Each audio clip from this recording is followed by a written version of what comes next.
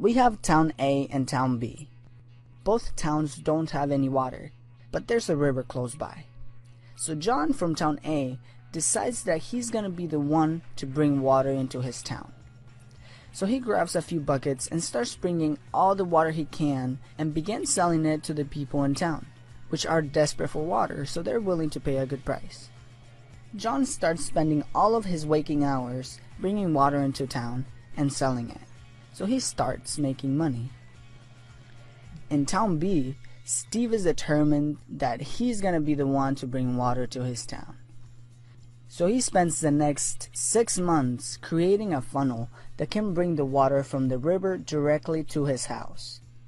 He doesn't get paid for this, but after he's done, he starts selling the water to the people in town for a good price. But there's a twist in the story. John from Town A gets sick, so he can no longer bring water into the town. And since his income is dependent on his labor, he loses his income. Steve, on the other hand, he also gets sick.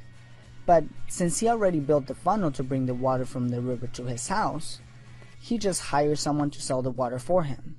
And he still makes money whether he's physically there or not.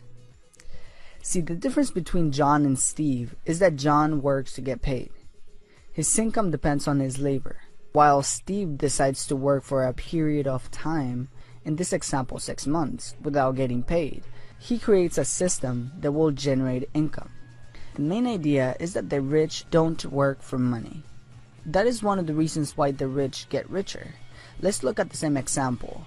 Once Steve is done with his first funnel, he can go to Town A and build another one and even run John out of business.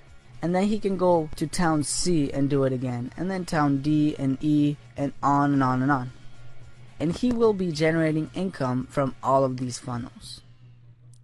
This is actually called an asset, which I explain in more detail in my other Rich Dad Poor Dad video.